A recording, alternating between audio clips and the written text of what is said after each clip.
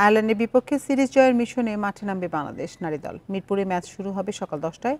প্রথম ওয়ানডের রেকর্ড করা জয়ের ধারাবাহিকতা রাখতে চায় টাইগ্রেসরা। ওয়ানডে বিশ্বকাপে সরাসরি খেলার আশা বাঁচিয়ে রাখতে সিরিজে পুরো পয়েন্ট অর্জনের চ্যালেঞ্জ স্বাগতিকদের। মিরপুরে আইরিশ কন্যাদের চোখে মুখে উচ্ছ্বাস। প্রথম ম্যাচে হারের গ্লানি ভুলে বাংলাদেশের ঐতিহ্যবাহী প্যাডেল রিকশায় চড়ে খুনসুটিতে মেতেছেন গ্যাবি লুইস, অ্যামি হান্টাররা। সিরিজ হারের কোনো শঙ্কাও দেখা যায়নি চোখে মুখে। কঠিন পরীক্ষার আগে তাই যতটা নির্ভর থাকা যায়। বিপরীতে কঠোর অনুশীলনে মনোযোগ বাংলাদেশের মেয়েদের। আয়ারল্যান্ডের বিপক্ষে রেকর্ড গড়া জয় নিয়ে দ্বিতীয় ওয়ানডের প্রস্তুতি সেরেছে বাংলাদেশ নারী দল। মিরপুরের একাডেমি মাঠে ব্যাটারদের অনুশীলনের পাশাপাশি বোলারদেরও স্কিল ট্রেনিং করিয়েছেন কোচিং প্যানেল। আগের ম্যাচে 4 রানের জন্য সেঞ্চুরি মিস করা শারমিন সুপ্তা এই ম্যাচেও থাকবেন স্পটলাইটে।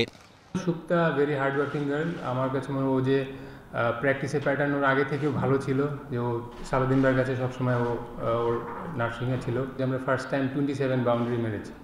তো এইটা কিন্তু ধরেন আপনার একটা আমাদের বড় টিমের সাথে কিন্তু ডিফারেন্সটা হয়ে যায় যে ডট বলের রেশিওটা যে ওদেরও ডট বল থাকে, বাট ওরা বাউন্ডারিটা বেশি মারে।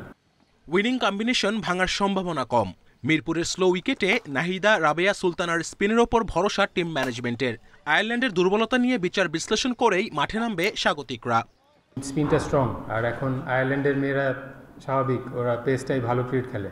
তো স্পিনটা আমাদের কন্ডিশনে ওরাও তো স্ট্রাগল করছে, সেটা আপনারা লাস্ট ম্যাচে দেখেছেন।